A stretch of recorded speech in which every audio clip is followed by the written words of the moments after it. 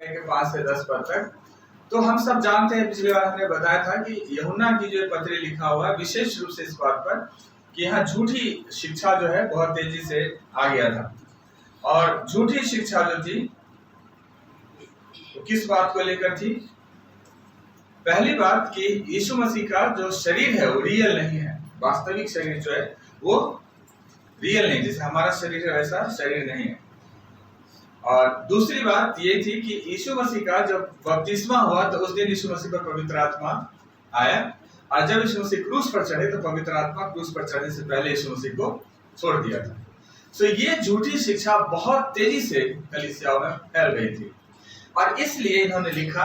पहले बार में हमने आपको बताया था कि यीशु मसीह का जो शरीर है, फिजिकल शरीर जो है वो रियल है, उसकी आत्मिक जो उपस्थिति है वो रियल है, उसकी संगति है वो रियल है। इन बातों को बताया था कि यीशु सचमुच में हर तरह से रियल है, वास्तविक ईश्वर है जो हमारी सहायता और मदद करता है। यहाँ पर यूहन्ना इस बात को फोकस करने की कोशिश करता है कि परमेश्वर ज्योति है और उसमें कुछ भी अंधेरा नहीं है। ज्योति है, अंधेरा नहीं है, इसका मतलब परमेश्वर में पाप लेश मात्र भी नहीं है ना। वो सिर्फ पवित्र है, वो सामर्थी है, वो अलग है।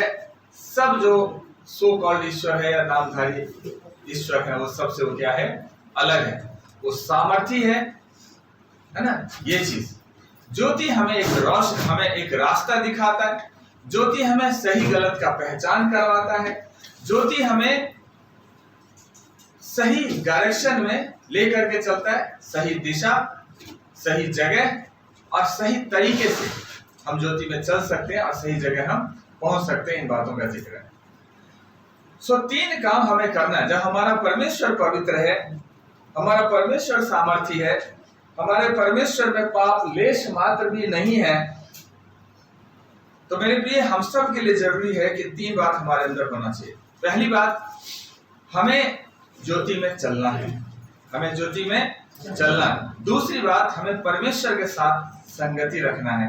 और तीसरी बात, हमें अपने पापों से क्षमा मांगना है, अपने पापों के लिए पश्चाताप करना है प्रभु के साथ। ये तीन बात हमारे जीवन का उद्देश्य होना चाहिए अगर हम अपने आप को परमेश्वर में सुरक्षित समझते हैं। तो 5वें पद को पढ़ेंगे जहां इस बात पर जोर दिया गया है कि हमें उस ज्योति में चलना है। इस तरह से लिखा हुआ है कि जो समाचार हमने उससे सुना और तुम्हें सुनाते हैं वो ये है कि परमेश्वर ज्योति है और उसमें कुछ भी अंधकार नहीं है ना। बड़े ही रियलिटी के साथ यूहन्ना जब इस पत्री को लिखते हैं तो इन बातों को क्लियर करता है कि तुम्हारे अंदर जो भ्रम फैलाया गया है वो भ्रम नहीं है। जब तुम्हें ये बताया गया है कि यीशु मसीह का शरीर जो है वो शारीरिक नहीं है, तो उन्होंने बताया, मैंने उसे छुआ है, मैंने परखा है, मैंने जांचा है, हर तरह से हमने देखा है ना। और अब परमेश्वर के बारे में बता रहे कि परमेश्वर वो रोशनी है, तुम्हें झूठे और सच्चे में फर्क बताएगा। परमेश्वर वो रोशनी है जो तुम्हें अंधेरे में और गलत चीजों में फर्क बताएगा। परमेश्वर वो रोशनी है तुझे बताएगा कि सच्चा ईश्वर कौन है। परमेश्वर वो रोशनी है जो हमें बताता है कि हम कैसे उस अनंत जीवन को, उस मोक्ष को प्राप्त कर सकते हैं, उस हमेशा हमेशा के जीवन में हम प्रवेश कर सकते हैं। उसके लिए हमें रोशनी की जरूरत है। परमेश्वर का वचन कहता है यूहन्ना के सुसमाचार में कि जगत की ज्योति मैं हूं, जो मेरे पीछे बोलेगा वो अंधकार में ना चलेगा। यीशु ने बोला कि जगत की ज्योति मैं हूं और जो मेरे पीछे बोलेगा वो अंधेरे में नहीं चलेगा। मेरे प्रिय, अंधेरे की एक खासियत होता है, आपको कलर में फर्क नजर नहीं आएगा। अंधेरा आपको सही से रिकॉग्नाइज नहीं करने देगा कि क्या सच्चा है और क्या झूठा है। अंधेरे में अगर रस्सी भी पड़ी रहती है तो हम उसे साफ समझ लेते हैं या कुछ और समझ लेते हैं। कपड़े के बहुत सारे कलर होते हैं, अंधेरे में पता नहीं चलता कि कौन सा कलर है। जब आपके चारों तरफ अंधेरा होगा तो सही दिशा में आप नहीं जा सकते, रास्ता आप भटक जाएंगे। और अगर चलेंगे तो भी कॉन्फिडेंस के साथ नहीं चलेंगे, पता नहीं आगे गड्ढा, आगे रास्ता बंद है या आगे कोई जंगली जानवर है, हमें कुछ नहीं पता। संसार के लोग चूंकि अंधेरा में है इसलिए कहता है सब एक ही है। संसार के लोग अंधेरा में इसलिए पता ही नहीं मरने के बाद क्या होता है। संसार के लोग अंधेरे में इसलिए उन्हें कंफ्यूजन में है कि असली ईश्वर कौन है। और चूंकि असली ईश्वर की पहचान नहीं है, इसलिए असली को छोड़कर बहुत सारे ईश्वर हो गए।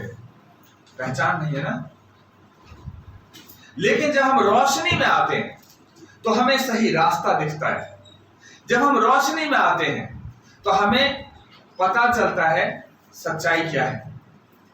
और इसीलिए यीशु कहता है कि जगत की ज्योति मैं हूं, और जो मेरे पीछे बोलेगा वो कभी अंधेरे में नहीं चलेगा। यहां यीशु ने कहा जो कोई मेरे पीछे बोलेगा। मैं विशेष रूप से ये बताना चाहूंगा, यीशु मसीह किसी एक कौम की बात नहीं करता। यीशु मसीह एक मनुष्यों के किसी ग्रुप की बात नहीं करता। यीशु मसीह कहता है जो कोई मेरे पीछे बोलेगा, चाहे वो कोई भी क्यों ना हो, कोई भी क्यों ना हो, कहीं का भी क्यों ना हो, अगर वो यीशु के पीछे बोलेगा तो अंधेरे में नहीं चलेगा, परंतु जीवन की ज्योति पाएगा। क्या पाएगा? जीवन की ज्योति। एक विश्वासी से अगर आप पूछोगे मरने के बाद क्या होता है, तो छूटते ही बोलेगा हम अपने पिता परमेश्वर के पास जाएंगे, हम स्वर्ग जाएंगे। एक छोटे से विश्वासी से पूछेंगे तो वो यही कहेगा कि मुझे पता है मेरे मरने के बाद मैं अपने पिता परमेश्वर के साथ हूँ। लेकिन ऐसे बहुत सारे ज्ञानवान मिलेंगे इंसान, जिनको पूछो कि मरने के बाद क्या होगा, तो कहते हैं किसको पता कि मरने के बाद क्या होगा, किसने जाना है कि मरने के बाद क्या होगा, क्योंकि वो अंधेरा है, उसे पता ही नहीं उसके बाद एक वो जीवन है जो इस जीवन से भी बढ़कर है। यहाँ का जीवन तो 50, 60, 70 साल, 100 साल, 150 साल में निपट जाता है, लेकिन वहां का जीवन हमेशा हमेशा का जीवन है, आनंद के साथ है। जिस ईश्वर को हम ढूंढने के लिए पता नहीं दर दर की ठोकर खाते हैं, कहां कहां नहीं जाते, है ना, वो ईश्वर हमें हमारे घर बैठे मिल जाता है जब हम सच्ची रीति से, सच्चे हृदय से उसे हम याद करते हैं। इसीलिए वो कहता है कि जो कोई मेरे पीछे बोलेगा वो अंधेरे में नहीं चलेगा, वरन जीवन की ज्योति पाएगा। परमेश्वर का सेवक यशायाह कहता है कि फिर दिन को सूर्य तेरा उजियाला न होगा, न चांदनी के लिए चंद्रमा, परंतु यहोवा तेरे लिए सदा का उजियाला और तेरा परमेश्वर तेरी शोभा ठहरेगा। जब परमेश्वर की उपस्थिति होगी, ये उस बात करी गई है, उस समय की बात करी गई है जब यीशु मसीह आएंगे, इस पृथ्वी पर राज करेंगे 1000 साल के लिए। उस टाइम और जब अनंत जीवन का समय होगा, तो अनंत जीवन में आपको सूरज और चंद्रमा की जरूरत नहीं होगी। परमेश्वर का वचन कहता है कि प्रभु की उपस्थिति से ही पूरा शहर, पूरा नगर क्या रहेगा? प्रकाशमान रहेगा। हालेलुया। पूरा शहर प्रकाशमान होगा प्रभु की उपस्थिति से। लिखा वहां सूरज चंद्रमा कुछ नहीं रहेगा, अंधियारा हो जाएगा, चला जाएगा, दूर हो जाएगा। सच्ची ज्योति जो हर एक मनुष्य को प्रकाशित करती है, जगत में आने वाली थी सच्ची ज्योति। वो सच्ची ज्योति यही यीशु मसीह है, जो भेद बताता है, जो फर्क बताता है, जो आपको सच्चाई से अवगत कराता है, ये वो ज्योति है। और जब वो ज्योति को हमने जाना है, तो हे प्रिय, हम सब के लिए जरूरी है कि हम उस ज्योति में चलना सीखें, हम उस अंधेरे से बचें, हम संसार के लोगों को उस भाषा से बचें, है ना, कि अपने ही बनाए, अपने ही हाथों के बनाए हुए को अपना ईश्वर मान लेते। जिसे हमने रचा वो हमारा परमेश्वर कैसे हो सकता है? ये मेरे समझ से तो बाहर है। जिसके अंदर हमने चाबी डाली दौड़ने के लिए, वो हमारे अंदर चाबी कैसे डालेगा हमें चलाने के लिए, हमें चलने के लिए? जिसका भविष्य हमारे हाथ में है, हम चाहे तो 2 हाथ बना दे, हम चाहे तो 4 हाथ बना दे, हम चाहे तो बिना हाथ वाला बना दे, हम चाहे तो बिना पैर वाला बना दे, वो हमारे हाथ पैर को कैसे सलामत रख सकता है? और इसीलिए जब हमारा प्रभु ज्योति है, उसमें कुछ भी अंधेरा नहीं है, तो हमारे अंदर भी ज्योति जलनी चाहिए और हमें पता होना चाहिए कि हमें वो अंधेरा बिल्कुल भी नहीं है, बिल्कुल भी अंधेरा हमें नहीं है। हमें ये पता होना चाहिए, हमें ये पता होना चाहिए। दूसरी बात, परमेश्वर के साथ हमारी संगति बहुत ज्यादा जरूरी है। जब हम ज्योति में हैं, तो हमारी संगति भी हमारे प्रभु के साथ होनी चाहिए। संगति नहीं होगी तो गड़बड़ा जाएगा। कहते थे सत संगते गुना दोषा, नीति वचन में लिखा है कि बुरी संगति अच्छे चरित्र को भी बिगाड़ देता है। इसलिए जब हम ज्योति में हैं तो हमारी संगति ज्योति के संतानों के साथ होनी चाहिए, ना कि अंधेरे के संतानों के साथ। जब हम ज्योति में हैं तो हमारी संगति ज्योति दाता के साथ होनी चाहिए, ना कि अंधेर दाता के साथ होना चाहिए, अंधेरा देने वाले के साथ होना चाहिए। छठे और सातवें पद लिखा है, यदि हम कहें कि उसके साथ हमारी सहभागिता है और फिर अंधकार में चलें तो हम झूठे हैं और सत्य पर नहीं चलते। ध्यान से सुनिएगा, सब लोग मेरे साथ हैं ना। वचन कहता है कि यदि हम कहें कि हम उसके साथ हमारी सहभागिता है, अर्थात परमेश्वर के साथ हमारी सहभागिता है, और फिर हम अंधकार में चलें। हम कहते हैं कि हम तो हाथ मिला रखे हैं परमेश्वर के साथ, लेकिन चलते हैं अंधेरे में। ये तो यूं हो गया, हाथ में रखे हैं वेपर लाइट और चल रहे हैं अंधेरे में। पता नहीं वेपर लाइट को कैसे पकड़ रखा है। हाथ में वेपर लाइट, लेकिन चल रहे हैं अंधेरे में। यही प्रॉब्लम होता है। मेरे प्रिय, जब हम जगत की ज्योति को जान चुके हैं, जब हम ज्योति में चलना शुरू करा है, तो हमें उस ज्योति की संगति भी करना हमारे लिए जरूरी है। यदि उसके छठे वर्ग के, यदि उसके साथ हमारी सहभागिता है और फिर भी अंधकार में चलें तो हम झूठे हैं। हम क्या हैं? झूठे हैं और सत्य पर नहीं चलते। सातवां पद कहता है कि पर यदि जैसा वह ज्योति में है वैसे ही हम भी ज्योति में चलें तो एक दूसरे से सहभागिता रखते हैं। प्रभु ने बोला जगत की ज्योति मैं हूं, और फिर बोला जगत की ज्योति तुम हो। जब हम भी ज्योति हैं और वो भी ज्योति है, तो हम दोनों एक साथ साथ चले ना, ताकि हमारी रोशनी और भी बढ़े, है ना। और उसके पुत्र यीशु के लहू हमें सब पापों से शुद्ध कर देता है। कई बार हम सोचते हैं प्रभु में तो हम आ गए, लेकिन क्या है, हमारे जीवन में कुछ पाप है। शायद उस पाप की वजह से मेरा प्रभु मुझे माफ करेगा या नहीं करेगा। कई बार हमारे अंदर ये डाउट रहता है, मेरा जीवन बहुत खराब है, मेरा जीवन किसी भी लायक से इस रीति का नहीं है कि मैं परमेश्वर को पिता कहूं। मेरा जीवन इस लायक नहीं है कि हम यीशु मसीह को अपना प्रभु, अपना उद्धारकर्ता करके कहूं। मेरा जीवन तो बहुत बेकार है। मेरे प्रिय, परमेश्वर का वचन कहता है जब हम पापी ही थे तभी यीशु हमारे खातिर क्रूस पर मरा। वो हम जब पापी थे तभी वो हमारे लिए आया।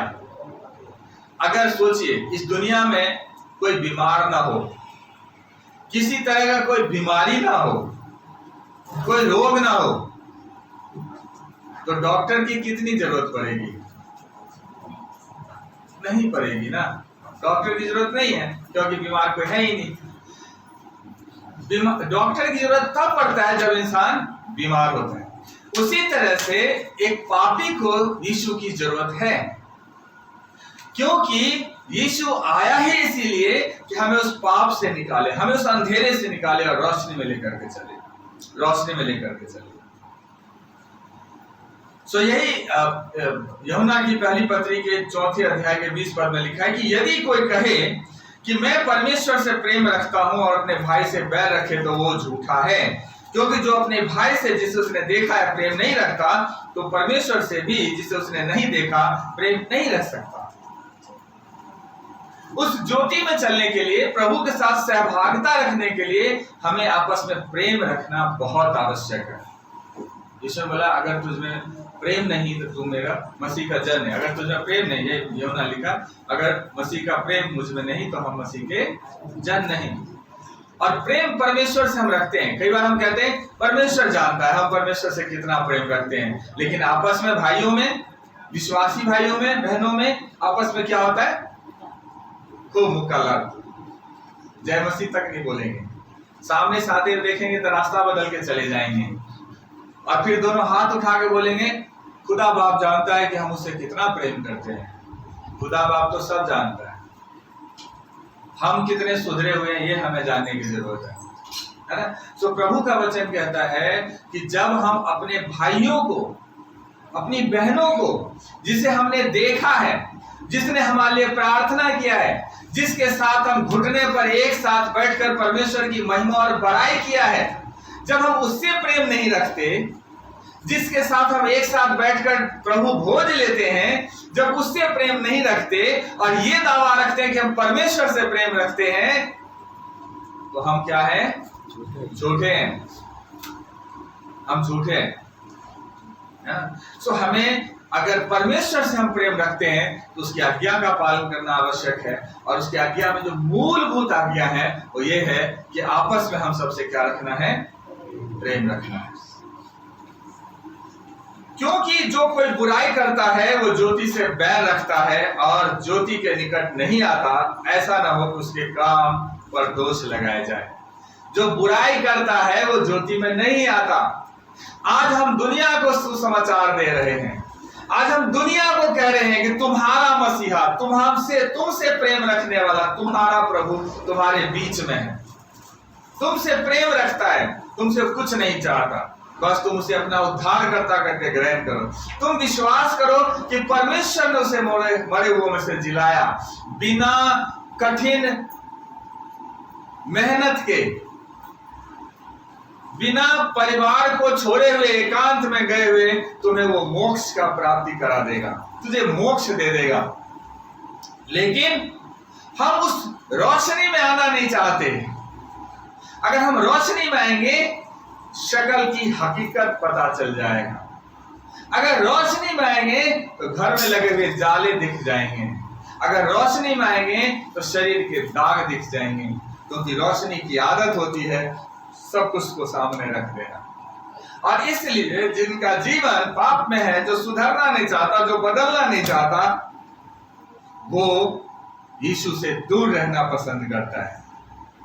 जो बीमार इलाज करवाना नहीं चाहता वो डॉक्टर से दूर भागता है। जो नहीं चाहता कि उसका जीवन आनंद से गुजरे वो कड़वी दवाई खाना पसंद नहीं करता। लेकिन जब तक हम कड़वी दवाई खाएंगे नहीं तो बीमारी जाएगी नहीं। जब तक उस ज्योति के सामने आएंगे नहीं जीवन का अंधेरा जाएगा नहीं। इसलिए मेरे प्रिय परमेश्वर का वचन कहता है कि हमको उसमें उसके लहू के द्वारा छुटकारा अर्थात पापों की क्षमा उसके उस अनुग्रह के धन के अनुसार मिला है। हमें हमारे पापों से छुटकारा, हमें हमारे अधर्म से छुटकारा, हमें हमारे अंधकार से छुटकारा जो मिला है वो सिर्फ और सिर्फ मसीह यीशु के महान सामर्थी बलिदान के द्वारा मिला है। और वो महान सामर्थी बलिदान के द्वारा जो हमें छुटकारा मिला है वो हमें अनुग्रह में मिला है। हमें कैसे मिला है? अनुग्रह में मिला है। अनुग्रह का मतलब फ्री में मिला है, परमेश्वर की दया से हमें मिला है। हमारे अपने कर्मों के द्वारा हमें कुछ भी नहीं मिला है। परमेश्वर चूंकि हमसे बेहद प्रेम करता है और इसलिए उसने हमें छुटकारा दिया अपने इकलौते पुत्र के बलिदान के द्वारा, सो मसीह का लहू जिसने अपने आप को सनातन आत्मा के द्वारा परमेश्वर के सामने निर्दोष चढ़ाया, तुम्हारे विवेक को मरे हुए कामों से क्यों न शुद्ध करेगा ताकि तुम जीवते परमेश्वर की सेवा करो। कई बार हमारे मन में बहुत सारी परेशानी आता है। जब हम कह रहे थे ना कैसे हम उस ईश्वर के सामने जाएं, कैसे हम उस ज्योति में जाएं। अंधेरा पसंद है। अगर आप लोग को अनुभव होगा, अगर ज्यादा देर आप अंधेरे कमरे में रहो और अंधेरे कमरे से तुरंत ही निकल के बाहर रोशनी में आओ तो आंखें बंद हो जाती, आंखें चुंधियाने लग जाता है, कुछ दिखाई नहीं देता, है ना। ठीक उसी तरह जो इंसान पाप से मुलाकात कर लिया, जो इंसान पाप को अपना भाग्य समझ लिया, जो इंसान मन फिराने को राजी नहीं है, जिसे अंधेरे में रहने की आदत हो गई है, उसे ज्योति में आने में डर लगता है। लेकिन मेरे प्रिय परमेश्वर इतना अनुग्रहकारी है, इतना दयावंत ईश्वर है, क्यों कहता है कि एक बार आ करके तो देख। उसने अपने इकलौते बेटे के लहू के द्वारा हमें बचाया है, हमें शुद्ध किया, हमें पवित्र किया है, यहाँ तक कि हमारे मरे हुए विवेक को भी उसने जगाया है अपने उस एकलौते बेटे के लहू के सामर्थ्य के द्वारा, लहू के सामर्थ्य के द्वारा। तो पहली चीज, हमारा परमेश्वर ज्योति है, तो हमें भी उस ज्योति में चलना है। दूसरी चीज, हमारा परमेश्वर के साथ हमारी संगति होना जरूरी है। वो सच्चाई है, वो प्रेम है, वो पवित्र है, तो हमें भी उस सच्चाई में, उस प्रेम में, उस पवित्रता के साथ जीवन को जीना है। तीसरी बात, हमें अपने पापों से पश्चाताप करना है, हमें अपने पापों से पश्चाताप करना है। सबने पाप किया है, परमेश्वर का वचन कहता है कि सबने पाप किया है और परमेश्वर की महिमा से रहित है। मेरे प्रिय, अगर कोई इंसान है, अगर कोई इंसान है ना, अगर वो इंसान है तो वो डिफॉल्ट में ही पापी है ना। सिस्टम के अंदर एक इनबिल्ट प्रोसेस होता है। इनबिल्ट प्रोसेस है कि सिस्टम जैसे आप जनरेट करेंगे तो वो इनबिल्ट वो आएगा ही आएगा उसके अंदर। उसी तरह से अगर कोई आदम के वंश से आया है, मनुष्य है, तो उसमें पाप जो है इनबिल्ट होता है, और उस इनबिल्ट पाप का इलाज कहीं नहीं है सिवाय यीशु के, और कहीं उसका इलाज नहीं है। और इसलिए परमेश्वर का वचन कहता है कि सबने पाप किया है, और जब पाप किया है तो परमेश्वर की महिमा से रहित है, परमेश्वर की महिमा से रहित है। ये तो पौलुस ने बोला, परमेश्वर के सेवक। और सुलेमान जो दुनिया का सबसे ज्ञानी मनुष्य था, उससे वो भी कहता है, निस्संदेह पृथ्वी पर ऐसा कोई धर्मी नहीं जो भला ही करे और जिससे पाप न हुआ हो। निस्संदेह, कोई शक नहीं है कि संसार में कोई ऐसा मनुष्य हुआ जो केवल भलाई करता हो और उससे पाप ना हुआ हो। क्यों? क्योंकि हमारा जो शरीर है, ये शरीर आदम का दिया हुआ है, और आदम परमेश्वर से बलवा किया, परमेश्वर के विरोध में काम किया, और आदम पापी गिना गया। और चूंकि उस आदम के खानदान से इस पृथ्वी के सारे मनुष्य आते हैं, चाहे वो इंडिया के हो, चाहे अमेरिका को, चाहे कहीं और के हो, सब उसी आदम के खानदान से आते हैं। और जब उस आदम के खानदान से आते हैं तो सब के अंदर परमेश्वर से बलवा करने का धुन सवार है, सबके अंदर। जब पत्नी को लेकर के सामने आया तो उछला, कह ये मेरे हड्डी में की हड्डी, मेरी मांस में की मांस है, मैं नर हूं, ये नारी है, अपने आप सेट सब कुछ। लेकिन जब फल खाया, पाप जीवन में आया, तो कहता है, तूने जो ये स्त्री मुझे दिया है, तूने जो ये स्त्री मुझे दिया है, उसने मुझे फल ला करके दिया, और मेरी कोई गलती नहीं है। मैं तो बिल्कुल सीधा साधा इंसान, मैं तो सिर्फ उस फल को खाया है, मैं सिर्फ खाया। तो पहली गलती परमेश्वर आपकी, जो आपने ये नारी मुझे दी। दूसरी गलती इस नारी की, जो इसने मुझे फल ला करके दिया, और मेरी तो कोई गलती है ही नहीं। और यही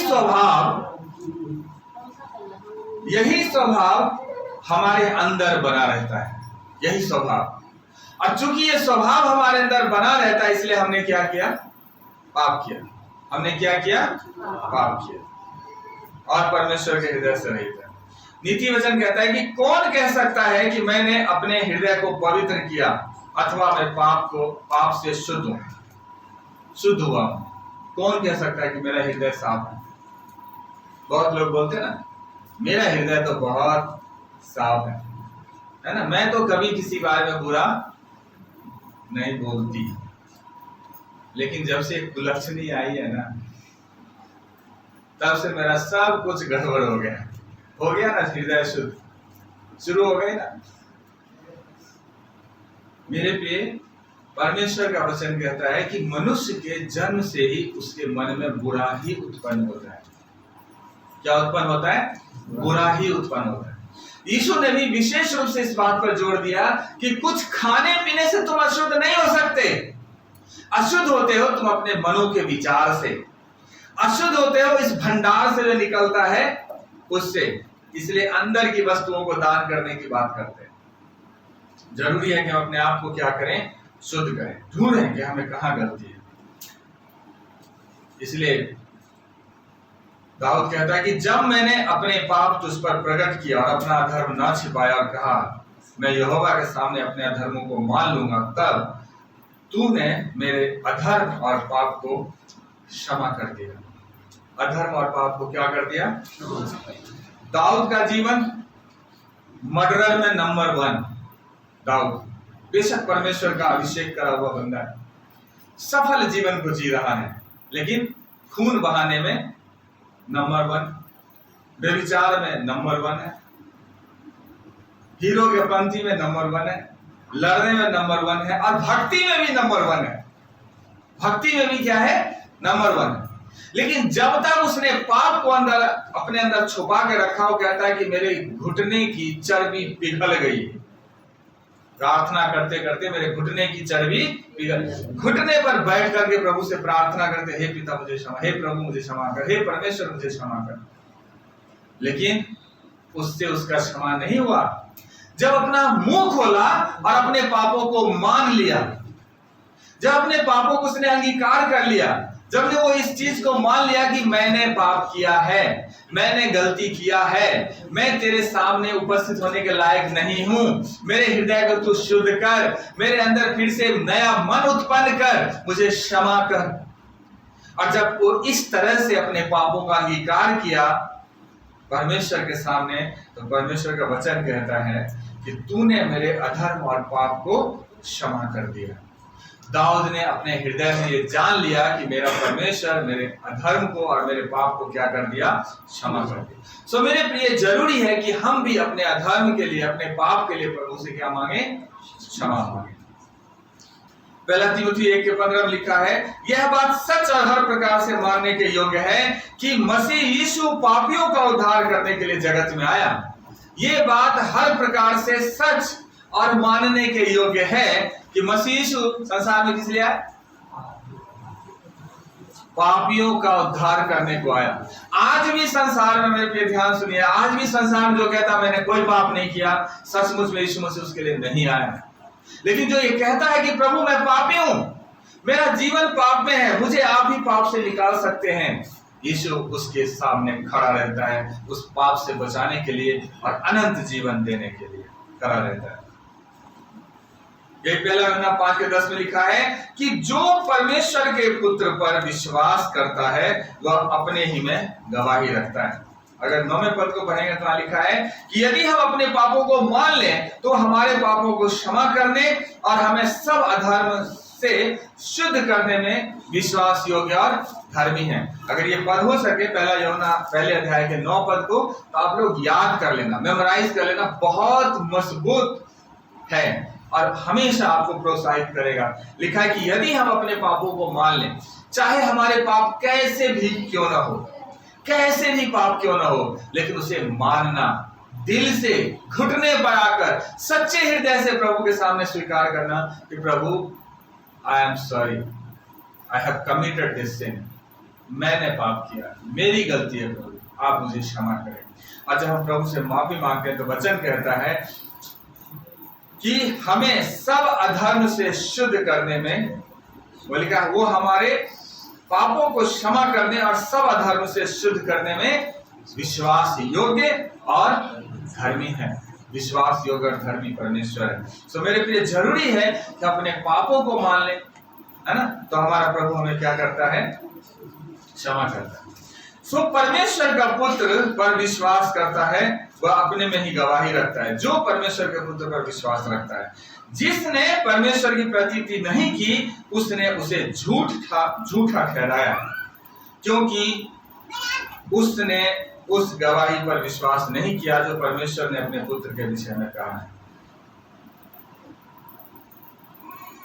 कई बार क्या होता है कि हम परमेश्वर को तो मान भी लेते हैं लेकिन यीशु को मानने को तैयार नहीं होते हैं। है ना? ये और ज्यादा गड़बड़ है। यीशु ने बोला बिना मेरे द्वारा कोई भी पिता के पास नहीं जा सकता, चाहे वो कितना भी बड़ा,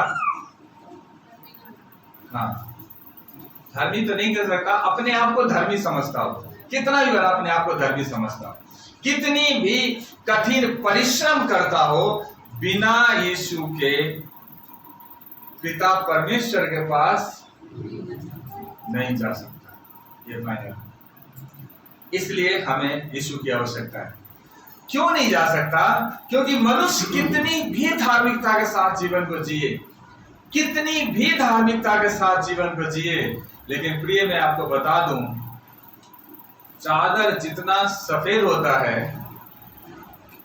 काला धब्बा उतना ज्यादा चमकता है।